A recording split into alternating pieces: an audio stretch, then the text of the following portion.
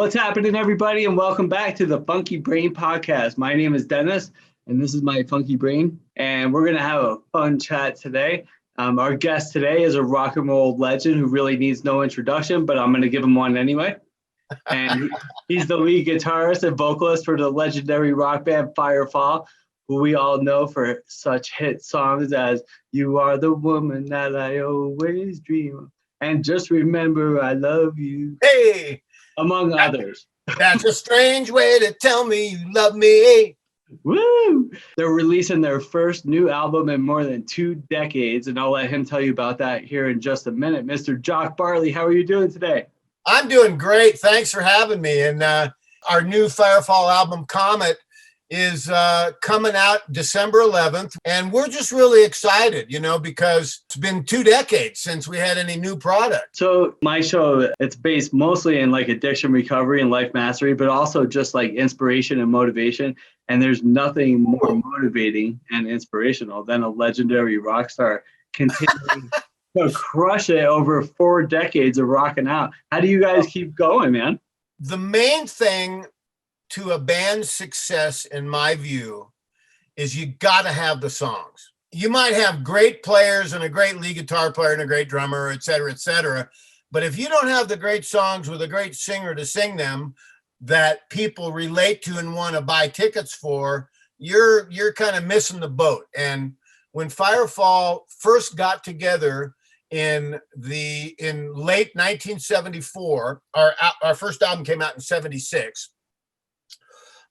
We formed the band around 2 singer-songwriters, Rick Roberts, who wrote most of all of the hits, the ones you've been naming, Larry Burnett from Washington, D.C., who wrote Cinderella and a whole nother kind of class of songs, because Ricky was the guy who wanted to write hit songs and appeal to women and have radio stations play. So he had a formula for those songs like Just Remember I Love You.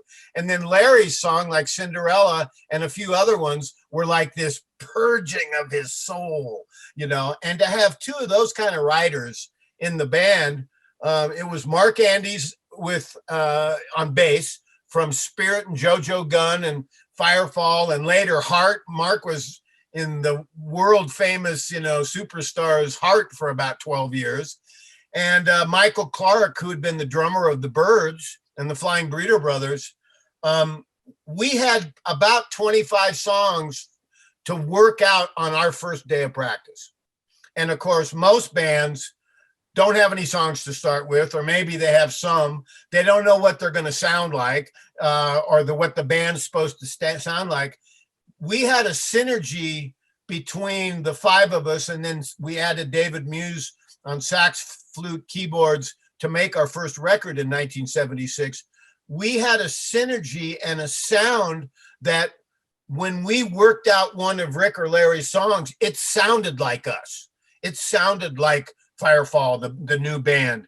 And we didn't have to try to sound like anybody. We just were that. And that was really lucky. And again, it goes back to the songs, because once our first album came out, and Atlantic Records held back You Are the Woman, figuring that was going to be the big hit of the summer. So they put out the first single, Livin' Ain't Livin', in the spring to kind of introduce our name, and it got in the top 40, and the new band from Colorado. And then You Are the Woman hit in the summer, and we were suddenly out of the box. Our first tour was with Leon and Mary Russell for a little bit, but the first main tours when we first came out, the first part was the Doobie Brothers for a month. And then the band, we played the last band tour with Levon Helm and Robbie Robertson and all those amazing funky Americana dudes. And we played with them as their prime opening act until they went out and made the last waltz and broke up. They made the movie and broke up. But, and then the last third of our, summer long tour was with Fleetwood Mac during the White Album. And they loved us because we could go out, and even if we didn't get a sound check, we were just a cooking little band with great songs that could play a kick-ass 35 or 40 minute show as an opener.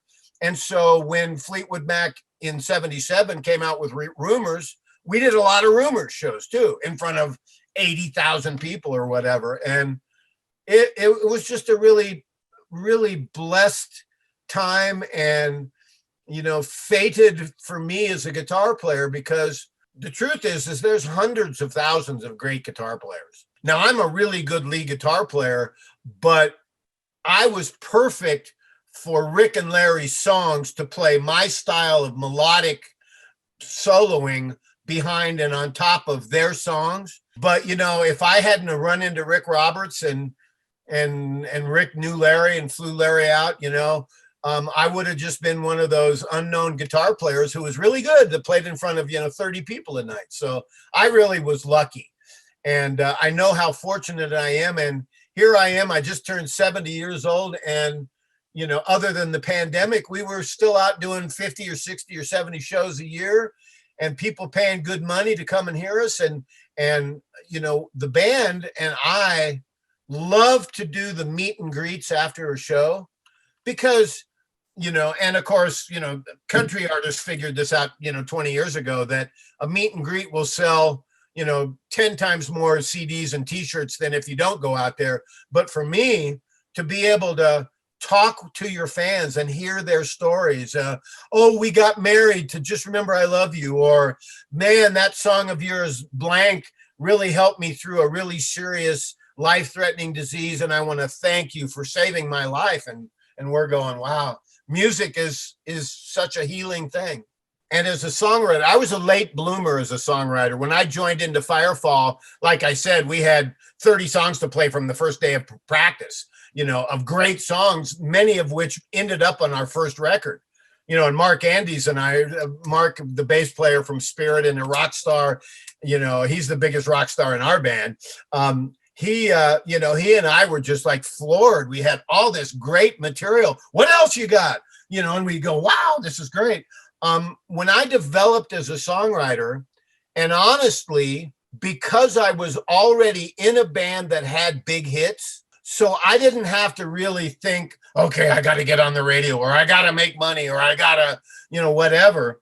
I just let my songwriting develop naturally. And, you can obviously tap into that muse that you may not know what you need to say in a song, or what a lyric's going to be. Just like I'm a painter too. And the same thing with the painting. You're staring at a blank canvas. What do we do? You know, I don't know, unless you have a real good idea. But as a songwriter, I've written a lot of songs that came from really deep, that some people go, wow, where did that come from? I was asked to write a song in the mid 90s for suicide prevention. I said, well, I can write a good song. And they were going to there was a hotline that was about to lose their funding and go out of business and not be able to help kids, you know. And at that time in the 90s, I mean, I think suicide was the second or third most cause of death between 15 and 25 years old. And I mean, what do you know when you're 16 or 18 years old? Oh, I lost my girlfriend, I'm going to kill myself. Right. Oh, I didn't make the football team, I'm going to kill myself. You know, and it's really deeper than that. I don't want to make light of it. But anyway, I sat down and started writing this song that really wrote itself and came from way deep. And I was having trouble keeping up with writing the lyrics that were coming out of my mouth. The song is called Call on Me, and the person singing the song is the person manning the hotline telephone, talking to the kid in crisis, trying to talk him down. Wow. And it's amazing because, I mean, suicide is one of the, you know, the harshest and most difficult things to deal with for families, and you know, and it's just terrible. And my song is actually very positive, which if I would have tried to write a positive song about it, you know, I probably would have failed. But it came out in about 15, 20 minutes, and I presented it, and they put it on an album and made a little money and were able to stay in business in Colorado Springs, which was great. And then I kept thinking, well, I got this song. What am I going to do with it? And I started putting on, in the late 90s, suicide prevention benefits. I did 2 in Nashville. Michael McDonald was my headliner two times. Winona Judd did one. David Pack from Ambrosia. Rusty Young from Poco. The third one we did was in San Francisco, and Journey was my headliner, for this suicide prevention deal. But a quick little story. I've had some amazing high points in my career, musical career. And one of them was when we were at the Bluebird in Nashville, which is like 120 seats, it's like really small and packed, and Michael McDonald came up to me at halftime on the break and said, hey, Jock, Steve Winwood's in the crowd, and would you mind if he sang a song or two? And I went, would I mind? I went, sure. So Steve Winwood got up and played my acoustic guitar on Can't Find My Way Home, which was a Blind Faith song with Eric Clapton. And he, and the crowd was freaking out, and Steve took the guitar off and went, thanks very much. And he walks off stage, and Michael grabs him and says, no, give me some lovin'. You got to play Give Me Some Lovin'. Nice. So, we played Give Me Some Lovin' with Steve Winwood playing the keyboard right here, 3 feet next to me, with me sharing a microphone with Michael McDonald going, give me some lovin', with David Pack playing and singing. And I realized at that moment that here are 3 of the best rock vocalists, David Pack from Ambrosia, and amazing. Michael McDonald, you don't have to say anything about Michael. And Steve Winwood, God, I'm going, okay, I can die and go to heaven now because, and it's amazing to be in a situation and be in the band who has hit records and, and goes out on the road and opens for those great bands or, plays and everything. And some of those situations that come up where suddenly I'm on stage with Steve Winwood and Michael McDonald, it's like unbelievable. Yeah. And me being a pretty humble guy, I kind of go, wow, what did I do to deserve this? This is fantastic. I want to commend you for, to me, anybody who is a teacher, anybody who is a life coach, anybody who is a counselor, in my own small way through music, I wanted to try to help, like with the suicide prevention thing. My song played a really small role back in the late 90s in starting out the first syndicated 800 number that anybody could call, to talk about their problems. And the cool thing about that back then was, because if you were a New York guy and you called 800 number and you got somebody in Georgia who had a Southern draw, you're not really connecting too much. And the cool thing that happened with the first 800 suicide hotline was if you were in Texas, and you called in to talk to somebody, it routed you immediately to the nearest person in Texas that was a counselor or a specialist. And, and it was all about saving lives because, there's a lot of young people who don't relate to how weird the world is. Yeah. Yeah. And that's why I do what I do. At the end of the day, it's about giving back. Like I know that you guys struggled on some level, and we don't know the whole story, but I almost died hundreds of times. And who you see that you're talking to is not who right. I used to be. I was really messed up for a long time. So, and I used to struggle with my purpose. I've been sober over 17 years. Good for you. I used to struggle with what's my purpose? Like I rolled my truck coming down in Idaho Springs in 2002. You know that sign that says St. Mary's Alice? Yeah. I knocked that sign over with my truck. Oh my God. I almost died, and the blood coming out of my head, and it was a mess. But now I'm like, up until maybe like 7 or 8 years ago, I was like, what's my purpose? Like, why am I here? And you hear about a young kid getting wiped out and missing their whole life. But the reason I'm here, and the reason we're all here, is to be of service on some level. It's to help other people somehow. Exactly. And that you're doing what you do, or whether it be a elementary or junior high school teacher or a music teacher or whatever, you might not know it at the time, but the music teacher and the music lessons that you take can set you on your life path, or somebody helps you develop your poetry writing or writing a book or something. I mean, creativity is a holy experience, HOLY.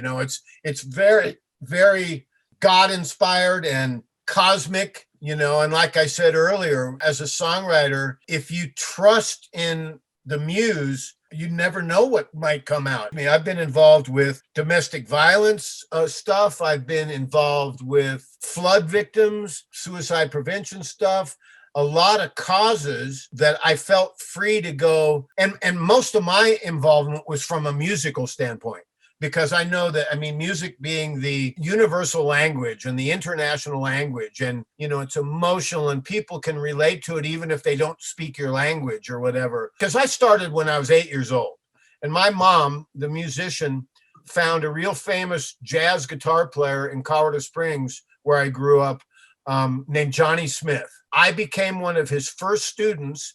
I learned the proper way to play, and he was grooming me to be a little jazz guy and all this stuff. And he was so melodic, and he could play faster than anybody, but hardly ever did, and people who just play fast to show off, or, hey, aren't I great? It's like, I'd rather listen to one note from B.B. King than 50 notes from somebody who's trying to impress me.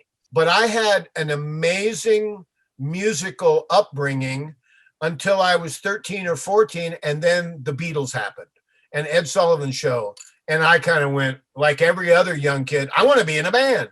But the cool thing for me was I'd already played 5 years. So all my high school friends that were freshmen or sophomores and going, man, I should learn how to play guitar, I want to be in a band, I already had played 5 years, and so I kind of had a leg up. And I was always, in my high school and college years, I was always the youngest guy in the band.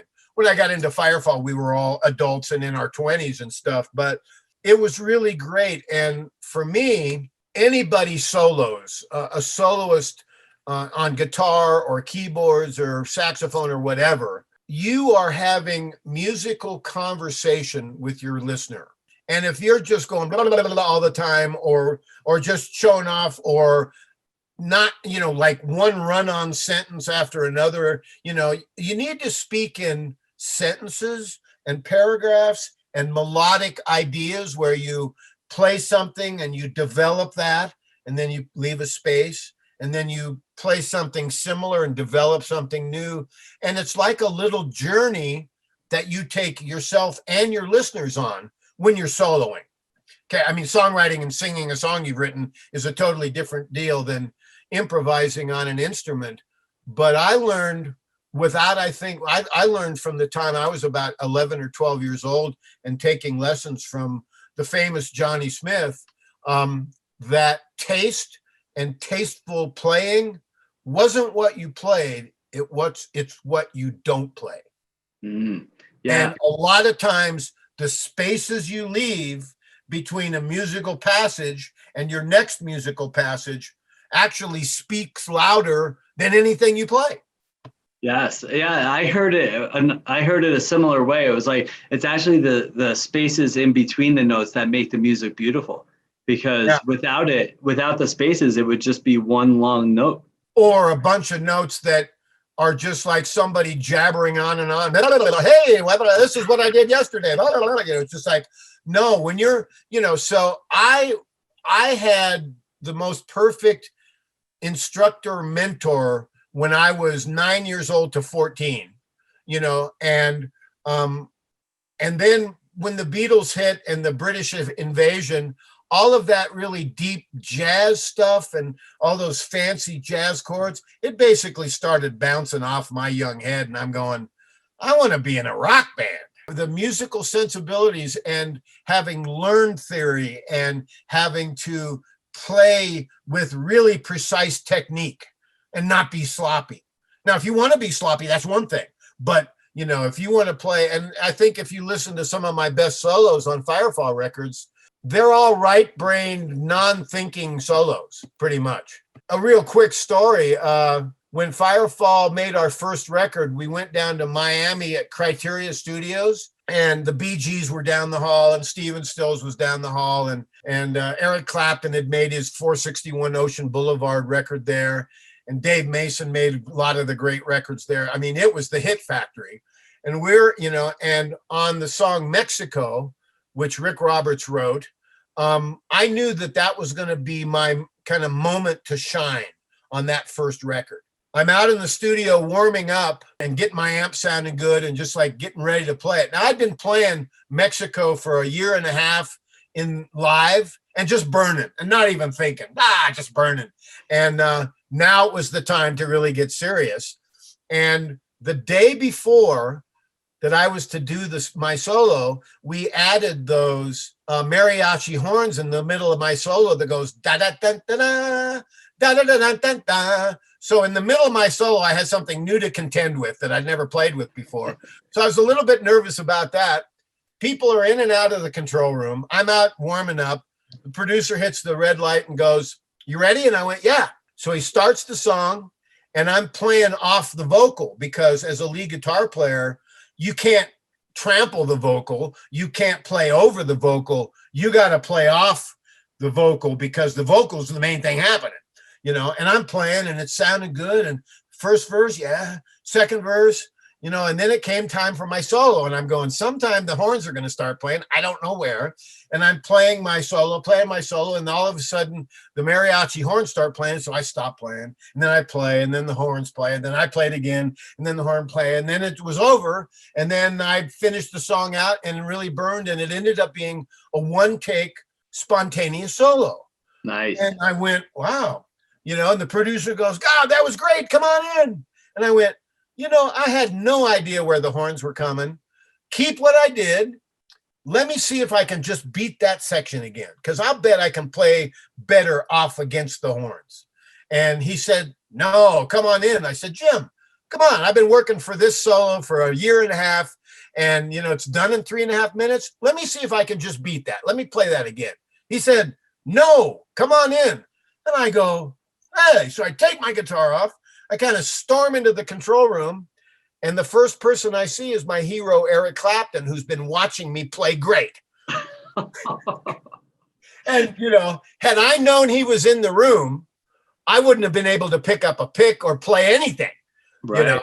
But that's just another one of those moments where you're in a position to be doing this. And then here's my guitar hero, Eric Clapton, watching me play Mexico, and I played great that day, and it was like a one take thing, and he stood, when I kind of saw him, I kind of, and he stood up and said, "Keen playing, man," and shook my hand and walked out. It was the only time I ever met Eric Clapton, but man, I'll tell you what, I'm glad I was playing good that day. What inspired you to, after all these years, write out another album? Well, actually, I'm the primary writer on the record, but I only wrote 4 of the songs, and we have 10 of the songs.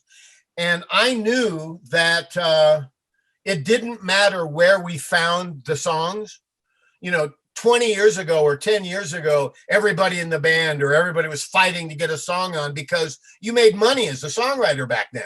Right. Nowadays, everything's free and streaming, and nobody makes any money, and so that was taken out of the equation. And I, with the other guys in the band, we just put the search on for any song that would be appropriate. And I knew, even though that we, hadn't made a record for 18, 20 years or whatever, that maybe half or a little less than half of the album really had to sound like Firefall from the old days. Because if we just sounded like somebody new, they'd go, "That's not Firefall," or, what is that?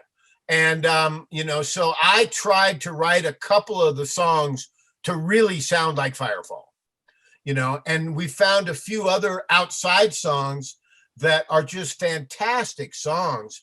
So we have like 4 songs from outside writers. Drummer Sandy Ficca co-wrote a song. We did, and this was really great for me. So Mark Andy's the bass player in Firefall. He was in Spirit a long, long time ago in Southern California. And, occasionally at gigs, Firefall not only would play their classic Nature's Way, which is an environmental song and amazing.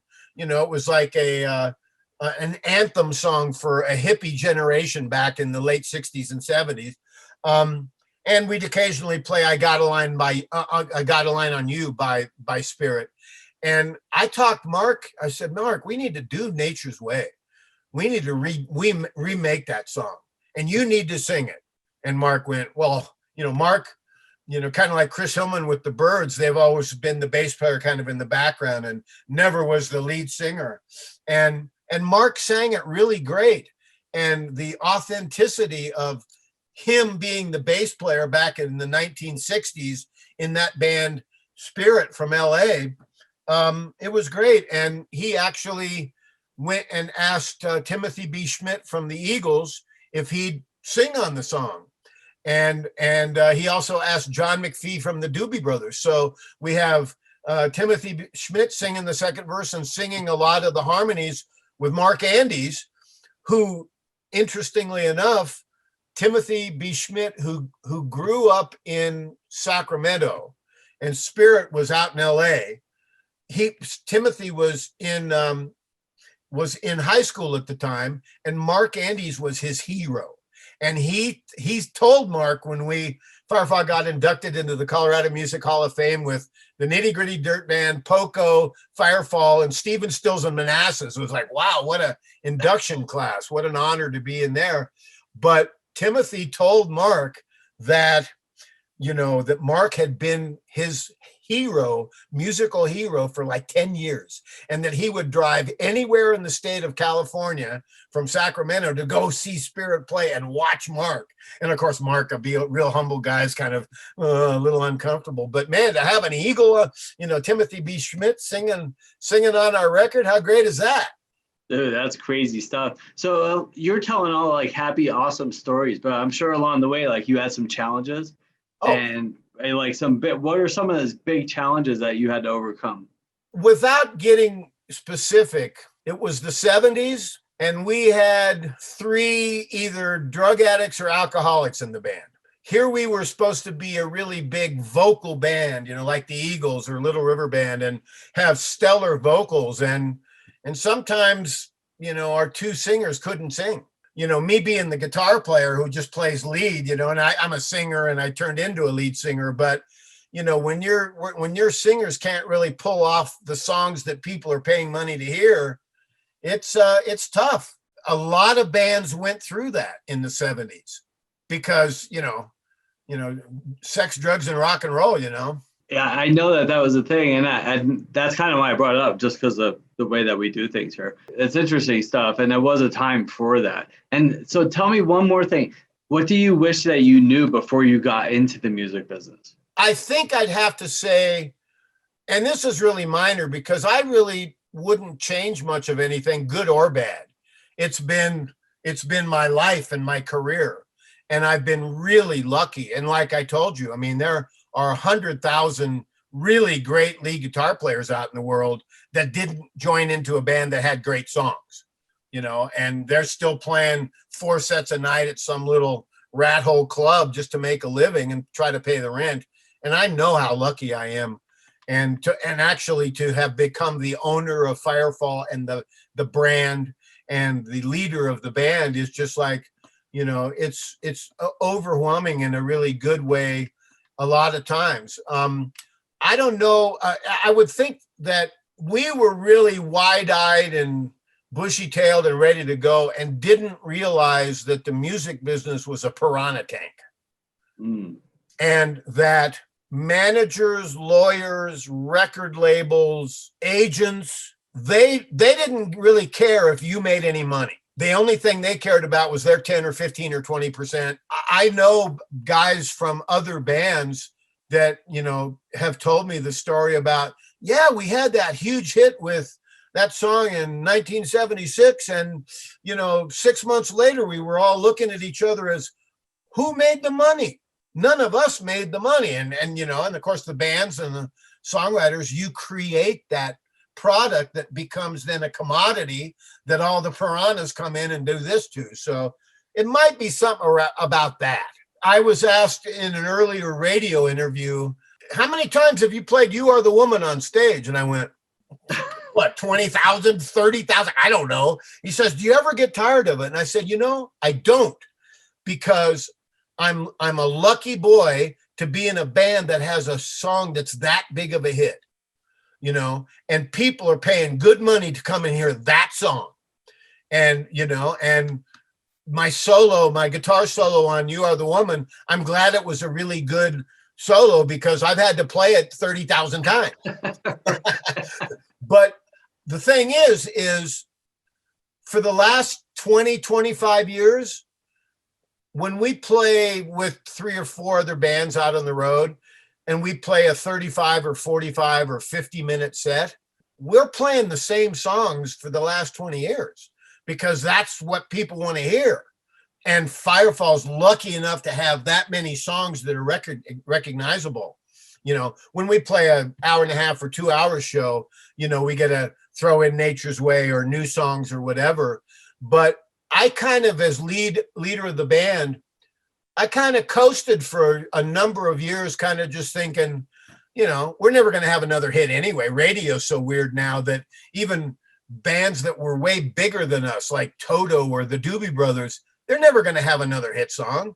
They'll sell their albums at Red Rocks when they play, you know, and stuff. But to get a hit record now, forget it. I mean, impossible, particularly for an old band, maybe a new band that, you know, is just coming out or whatever. But I know that Firefall will never really have a hit record again. And that's just the nature of the business now. And, you know, and a lot of those factors kind of played in. And I kind of thought, you know, why should we put a new album out? But after a while, it became, we have a legacy and we have writers and we have songs and we're a great band live and we need to put a new album out. And, you know, and that's when we started putting the song search out. And when I started writing a little bit more for the record, and I'm really happy and proud of the record and glad we're going to have a new album out and songs that people can listen to and kind of reminisce. Another important piece that you said, that's that you still love what you do. Absolutely. You know, and that comes from being appreciative and knowing how lucky you are to be doing this. Yeah. I mean, I haven't had a job since I banged nails in the 80s, you know, and for 50 years, I play guitar for a living. Wow. You know, how lucky is that? Yeah. And I love our material. You know, there are some bands that have a hit song that they all kind of hate and they play live and they hate the song. So they change it up, you know, to kind of make them a little bit more excited. And the crowd's going, this sounds like my favorite song, but I don't know. You know? So I just know how lucky Firefall is. And we were fortunate enough to get together in the mid 1970s when music was just, I mean, there were so many great bands. In fact, the new song Way Back When, once I came up with the chorus way back when, and I thought, wow, I could make this about kind of a retrospective and a historic and a looking back with love at the late 60s and how great that music was when I was growing up. And so the first verse and first chorus is set in 1965, and the second verse and second chorus is 67, and the third verse and chorus is 1969. And the way I knew what I wanted to do, but the way I started writing each verse was I got on Google and I said, what are the top 100 songs of 1965? And then there's a Beatles song and there's Rolling Stones and there's the Byrds, you know, and I'm going, there we go. And Bob Dylan, you know, and in 67, it was Aretha Franklin and the Young Rascals with Gimme Some Lovin', you know, and in 69, it was Green River by, Creedence Clearwater, Proud Mary, Creedence Clearwater, and Led Zeppelin, and Let It Be by the Beatles. And it's a retrospective of the guy in the song, who the song is about. He and his girlfriend are looking back and remembering how great their lives were in the 60s when everything was innocent and, you know, and nobody really had any problems and, you know, and the Beatles and the Stones and the Byrds and, you know, and all those great Crosby, Stills and Nash, all those great bands. So I'm really proud of that song because it's a loving look back at the 60s and kind of looking back wistfully as a musician in those times. Because I'll tell you what, my life changed after I saw the Ed Sullivan Show in 1964 with the Beatles on there. It was like, I stopped taking guitar lessons from the jazz master and went, I want to be in a band. Dude, your energy is incredible. I'm just cracking up listening to you talk. It's just great. And to think about having a new album out, I'm 70 years old now. It's like, wow, I got a new album out. In fact, I got another new album with a new band. So it's like, I'm in 2 bands now. It's, it's just so great to still be doing this. Like our fan base, Firefall's fan base, who was young in the 70s, they're all 50 or 60 or 70 years old now, but their children and sometimes even their children's children grew up listening to Dan Fogelberg and the Eagles and Firefall, and it's amazing in our crowd when I look out and I see some 20-year-old cute girl singing all the lyrics to our songs. And you're going, wow, your parents really liked us, didn't they? But you know what? You do what you can do, and I'm just really happy that that I've reached a lot of people through our records. And of course, I was only 1/6 of those records. And you have a producer, and you have a marketing guy, and you have the record label and everything. So that to be a creator of something that people, because a lot of people, probably 80 or 85% of people said, oh, I could never play piano, or I could never be a musician, or I could never paint. I'm going, bullshit. Of course you can. That's right. Paint, pick up a paintbrush, get some paints, and just slap some on. That's right. That's exactly right.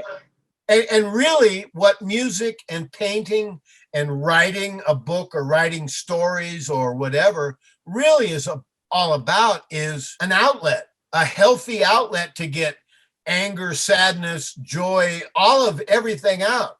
And I'll tell you what, when I'm freaked out or I'm sad or something, and pick up a guitar, I can play for an hour or two and feel much better, even though all I've done is play for myself in my living room, So, music is great, and being creative is really great. I used to give these not only songwriting seminars, but to me, it was creativity and accessing childlike creativity seminars.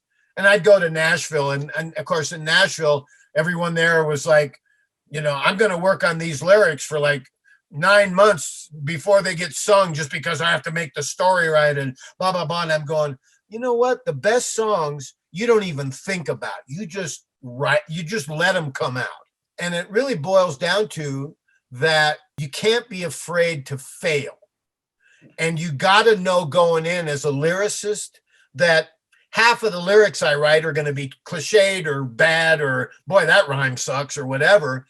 But you just let come out, and suddenly you can get into this groove where songs write themselves in 10 minutes. And you go, wow, where did this come from?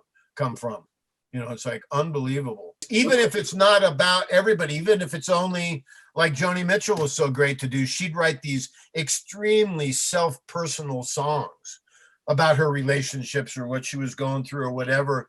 And people relate to that because we're all going through, hard times and heartache and trying to make your life work and, and all that kind of stuff. So I'm with you there trying to help people, and America's got to get back to that now. And, and what you do and trying to help people and being a life coach and, and the way I look at it, it's totally different for me, but, I know I help people too by our albums and our songs. And even if they're songs that are 30, 40 years old, if it makes a difference in people's lives or gives somebody joy, bingo, Yeah. Oh, I agree. I think you help people every day. Jock, thank you so much, man. I appreciate your time and your energy. It's infectious, and I feel like happier just because we had this talk. So thank you. Yeah, and so the album comes out on December 11th. If people want to get in touch with you or buy the album or whatever, how do they do that? It'll be on our website is firefallofficial.com, and the full album comes out December 11th, which we're really proud of. Thanks, everybody, for tuning in to the Funky Brain Podcast. Have a great day today. We'll talk to you soon. Bye for now. So you can't think your way into a new way of acting. You have to act your way into a new way of thinking and being. Hi, I'm Dennis Berry, best-selling author, speaker, and life coach for addiction recovery. So many people are stuck in their addiction, whether it's like drugs or alcohol or food or shopping or sex or money, and they think they could just stop or try to figure it out on their own, but they don't change anything in their lives. Nothing changes if nothing changes. In order for change to happen, you have to change something. My clients will be like, oh, I'll stop tomorrow, or if this happens, then I stop, or someday I'll just give it up. And then they just sit around and think, and hope for different or better results, but it doesn't happen. You have to take action. Action most people aren't willing to take. People don't become willing until they're in enough pain, me included. And unfortunately, they wait, and time passes by. Even if you are willing, you don't even know where to begin. And that's where I come in. In my best-selling book, Funky Wisdom, A Practical Guide to Life, I talk about the how approach. How do I get sober? How do I stop doing drugs? How do I become healthier? How do I have more successful relationships? How do I become more financially successful? And the answer is how. Honesty, open-mindedness, and willingness. I have to honestly admit that there's a problem. I have to honestly admit that things aren't going well and there needs to be changes. And then once I do that, the door opens and I become open to seeing new ways of living. And then I become willing to make those changes. You can't solve a problem with the same mind that created it. That's why I'm here to help. And, you know, I've been working with clients for over 15 years and helping them get clean and sober and change their lives and achieve inner peace and success. If you or somebody you love is struggling and doesn't know where to begin and how to make those changes to get to where they need to be, give me a call. Not tomorrow or in a week from now when you are hungover and your life is falling apart. Call now. Start making that change today and you'll be glad that you did. I'm sending you love and good vibes. Have a great day today.